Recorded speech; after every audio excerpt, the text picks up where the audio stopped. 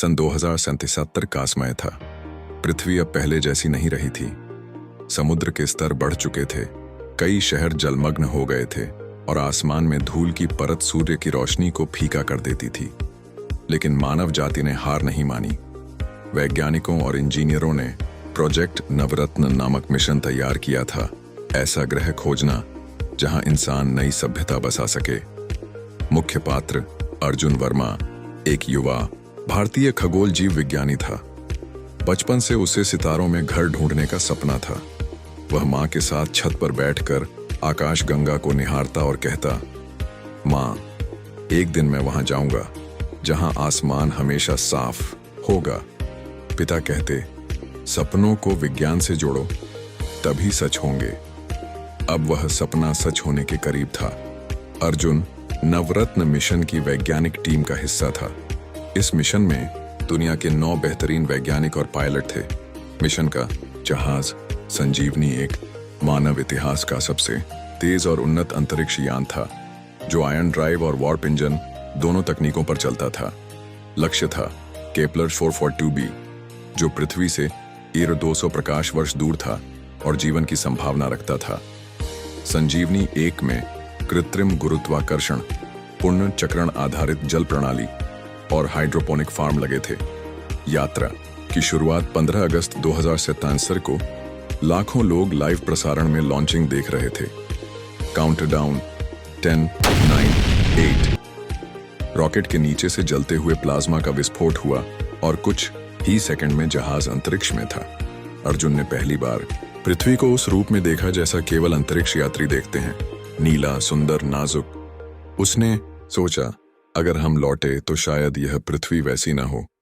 Space में पहला महीना पहले कुछ दिन आसान थे। शून्य गुरुत्वाकर्षण में तैरना, 3D होलोग्राम पर घर वालों से बात करना और अंतरिक्ष के सन्नाटे को महसूस करना। 1 महीना बीतते ही अकेलापन महसूस होने लगा। पृथ्वी के आसमान, हवा की खुशबू और बारिश की आवाज की कमी खलती थी। अर्जुन का काम था सेंसर डेटा का विश्लेषण करना और जीवन के संकेत ढूंढना। कई बार उसे अजीब रेडियो सिग्नल मिले जो प्राकृतिक नहीं लगते थे।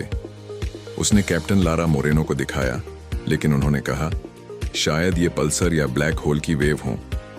अर्जुन को शक था कि कोई उन्हें देख रहा है। मंगल के पास का रहस्य मंगल की कक्षा से गुजरते समय सेंसर ने उत्तरी ध्रुव पर बर्फ के नीचे धातु की संरचना दर्ज की। ड्रोन ने तस्वीरें भेजी, गोलाकार ढांचा जिस पर अजीब प्रतीक उकेरे थे। अर्जुन ने प्रतीकों का पैटर्न समझा। यह फिबोनाची सीरीज और पाई के अंकों का संयोजन था। यह किसी उन्नत सभ्यता का काम हो सकता था। लेकिन लारा ने कहा, हमारा मिशन केपलर है, इसे दर्ज कर लो, वापसी पर देखेंगे। डीप स्पेस में खतरा सौरमंडल की सीमा पार करते ही जहाज के चारों ओर अजीब ऊर्जा क्षेत्र बना। चेतावनी, अननोन ग्रेविटेशनल फ्लक्चुएशन डिटेक्टेड। अचानक सभी सिस्टम 5 सेकंड के लिए बंद हो गए। इस दौरान सभी ने अपने मन में एक आवाज सुनी, तुम गलत दिशा में जा रहे हो। केपलर 442b पर आगमन 2 साल बाद संजीवनी ए केपलर 442b पहुंचा। ग्रह खूबसूरत था, गहरे महासागर, हरे जंगल, नारंगी आसमान। सतह पर उतरते ही सेंसर ने कृत्रिम संरचनाएं दर्ज की, गगनचुंबी इमारतों जैसे खंडहर। मिट्टी के परीक्षण से पता चला यह सभ्यता 50,000 साल पहले औद्योगिक प्रदूषण और जलवायु परिवर्तन से खत्म हुई थी। अर्जुन बोला, हम भी उसी रास्ते पर हैं। चौंकाने वाली खोज, ग्रह छोड़ने से पहले अर्जुन को एक गुफा में वही प्रतीक मिले जो मंगल पर थे। मतलब मंगल और केपलर की सभ्यता का संबंध था, शायद जीवन फैलाने वाला कोई प्राचीन नेटवर्क। तभी सेंसर ने एक विशाल जहाज दर्ज किया, 100 किलोमीटर लंबा, अजीब ऊर्जा छोड़ता हुआ। सिग्नल आया, तुम्हें लौट जाना चाहिए। लारा ने कहा, हम इंसान हैं, सवाल पूछते हैं। जवाब में सिर्फ सन्नाटा। फिर वह जहाज गायब हो गया। वापसी और संदेश 3 साल बाद संजीवनी एक पृथ्वी लौटा। अर्जुन के मन में सवाल था, क्या हम अकेले हैं या कोई हमें देख रहा है? उसने रिपोर्ट में लिखा, हमने सिर्फ एक ग्रह नहीं देखा, हमने अपना भविष्य देखा। अगर हमने आदतें नहीं बदली तो हम भी खंडहर बन जाएंगे। सन 1901 संजीवनी एक के लौटने के 4 साल हो चुके थे, लेकिन उसकी यात्रा की गूंज अभी भी पृथ्वी के वैज्ञानिक जगत में सुनाई देती थी। उस मिशन ने सिर्फ एक नए ग्रह की खोज नहीं की थी, बल्कि मानव सभ्यता को उसके अपने भविष्य की परछाई दिखा दी थी। अर्जुन वर्मा अब विश्व के सबसे चर्चित वैज्ञानिकों में से था, लेकिन उसके चेहरे पर हमेशा एक गहरी सोच की लकीर रहती थी।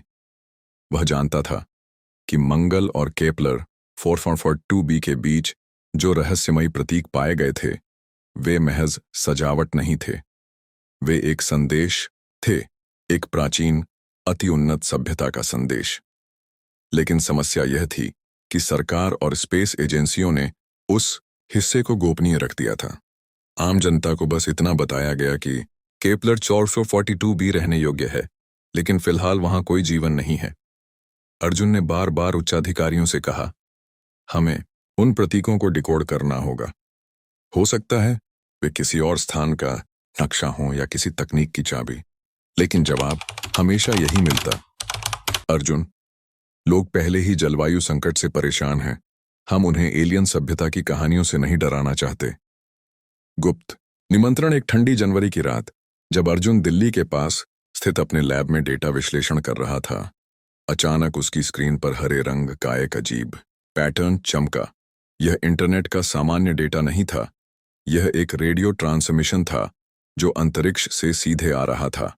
पैटर्न में वही प्रतीक थे जो मंगल और केपलर 442b पर देखे गए थे। साथ में एक कोऑर्डिनेट भी था, ट्रैपिस्ट 1e। अर्जुन का दिल तेजी से धड़कने लगा। ट्रैपिस्ट 1e एक ऐसा एक्सोप्लैनेट था जो 29 प्रकाश वर्ष दूर था और हाल ही में रहने योग्य माना गया था। संदेश के अंत में सिर्फ 3 शब्द थे, समय कम है। नई टीम और नई यात्रा। अर्जुन जानता था कि यह जानकारी अकेले अपने पास रखना खतरे का काम है। उसने अपने पुराने साथियों कैप्टन लारा मोरेनो और इंजीनियर ताकाशी वतानाबे से संपर्क किया।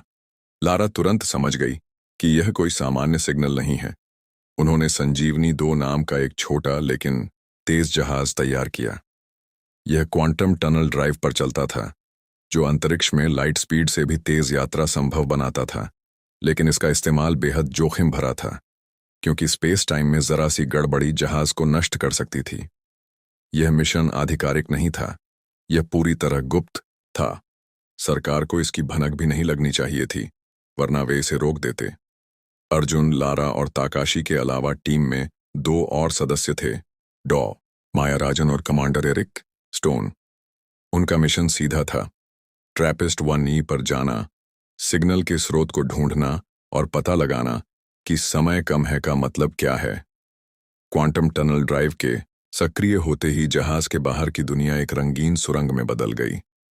कुछ ही घंटों में वे 29 प्रकाश वर्ष का सफर तय कर चुके थे। ट्रैपिस्ट 1e पर पहला कदम ग्रह ट्रैपिस्ट 1e के आसमान में हल्का बैंगनी रंग था। वहां के समुद्र चमकते थे मानो उनमें किसी बायोल्यूमिनेसेंट जीव का प्रकाश भरा हो। तापमान पृथ्वी जैसा था, लेकिन हवा में एक मीठी अनजानी खुशबू थी। जैसे ही टीम ने सतह पर कदम रखा, उनके सूट के सेंसर ने एक अजीब सिग्नल पकड़ा। यह उसी गणितीय कोड का विस्तार था जो मंगल और केपलर 442b पर मिला था। सिग्नल उन्हें एक पहाड़ी की ओर ले गया। गुप्त दरवाजा और प्राचीन तकनीक। पहाड़ी के भीतर एक विशाल धातु का दरवाजा था, जिस पर वही प्रतीक उकेरे थे।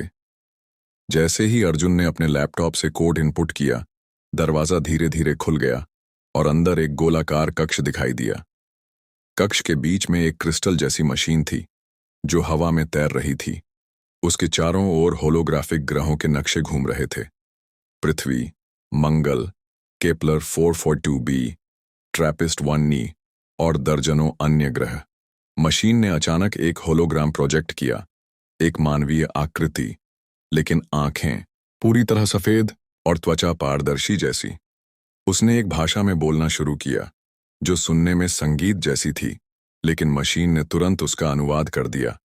तुम समय पर आ गए हो, हम निर्माता हैं।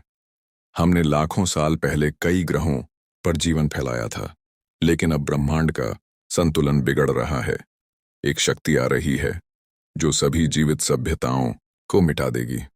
आने वाला विनाश। उस होलोग्राम ने दिखाया कि कुछ ही दशकों में एक डार्क एनर्जी वेव आ रही है, एक विशाल ऊर्जा लहर जो आकाश गंगाओं को फाड़ देगी। इसका कारण था एक असफल प्रयोग जो एक और अति उन्नत सभ्यता ने किया था। तुम्हारे पास दो रास्ते हैं, या तो अपने ग्रह को बचाने की तकनीक सीखो या नई जगह खोज कर वहां जाओ। लेकिन चेतावनी है, तुम अकेले नहीं हो। दूसरी सभ्यताएं भी इस तकनीक की तलाश में हैं और वे तुम्हारे दोस्त नहीं हैं। पहला हमला जैसे ही संदेश खत्म हुआ, पहाड़ी के बाहर धमाका हुआ। आसमान में एक काला जहाज दिखाई दिया, तेज, कोणी और डरावना। उसने बिना चेतावनी के फायरिंग शुरू कर दी। अर्जुन और टीम किसी तरह क्रिस्टल मशीन लेकर जहाज की ओर भागे। ताकाशी ने डिफेंस सिस्टम चालू किया, जबकि लारा ने क्वांटम ड्राइव तैयार किया। एरिक ने कवर फायर देकर समय बचाया, लेकिन एक लेजर बीम उसकी आर्मर को चीर गई। जैसे ही जहाज ने क्वांटम जंप किया, अर्जुन ने खिड़की से देखा। वह काला जहाज उनका पीछा कर रहा था। वापसी पर खुलासा पृथ्वी पर लौटने के बाद अर्जुन ने महसूस किया कि यह अब सिर्फ विज्ञान का मिशन नहीं था, यह अस्तित्व की लड़ाई थी। क्रिस्टल मशीन में ब्रह्मांड के 12 सुरक्षित ग्रहों का नक्शा था, लेकिन उनमें से कुछ इन पर पहले से ही युद्ध चल रहा था। अर्जुन ने एक निजी डायरी में लिखा, मंगल, केपलर, ट्रैपिस्ट, ये सभी सिर्फ एक पहेली के टुकड़े हैं। असली सवाल है, हम निर्माता के वंशज हैं या किसी और के प्रयोग का हिस्सा? और फिर रात के सन्नाटे में उसे वही आवाज फिर सुनाई दी, समय अब और भी कम है।